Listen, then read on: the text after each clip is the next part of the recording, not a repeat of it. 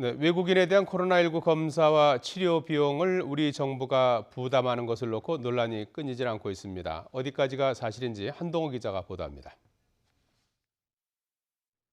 그러나 우리나라는 코로나와 관련해서 세계의 호구가 돼가고 있습니다. 외국인에 대한 코로나 진단검사와 격리시설 숙박비, 수백만 원 치료비까지 국민 세금으로 대주고 있습니다. 이것은 세계 어느 나라도 하지 않는 참 멍청한 짓입니다.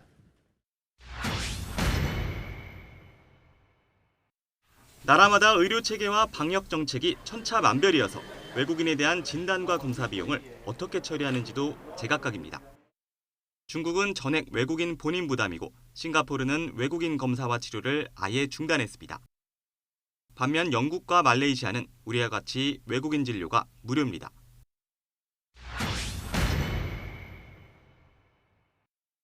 여행자에 대한 감염병 진단과 치료, 격리 등의 사후 조치는 무료로 해야 한다. 세계보건기구 규칙입니다. 인도주의 때문만은 아닙니다. 비용 걱정 때문에 숨는 외국인이 생긴다면 방역에 큰 구멍이 뚫리게 됩니다. 2015년 메르스 사태 때 우리 정부가 감염병과 관련한 외국인 지원법을 만든 것도 그 때문이었습니다.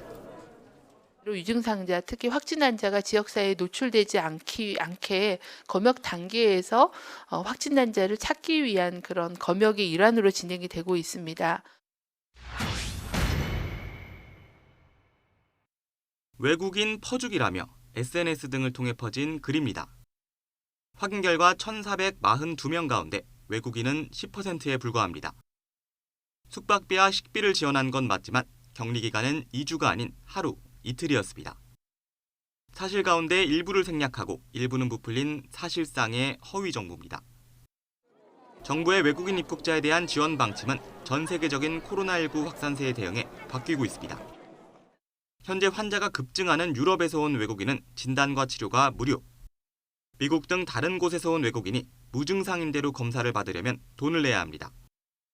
14일 자가격리는 어느 나라에서 오든 의무지만 생활비 지원은 안 됩니다.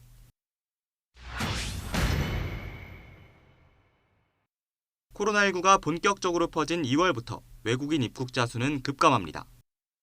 특별 입국 절차가 시작된 3월 19일부터는 미국발 입국자의 경우 1년 전 10% 수준으로 떨어졌습니다. 출입국 통계로만 보면 진단과 검사가 무료라고 해서 외국인이 몰려온다고 볼 근거는 없습니다. 그러나 국내에서 첫 확진자가 나온 이후 일주일에 1명 수준이던 해외 유입 외국인 확진자는 최근 몇 주 동안 4명가량으로 늘었고 13주 차이는 무려 26명이었습니다. 미국과 유럽 등 해외에서 코로나19가 창궐하는 상황에서 외국인 입국자를 1명이라도 줄여야 한다는 목소리가 의료계에서 나오는 이유입니다.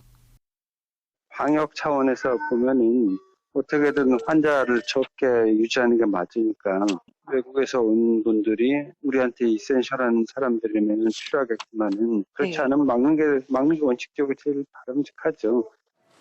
YTN 한동우입니다.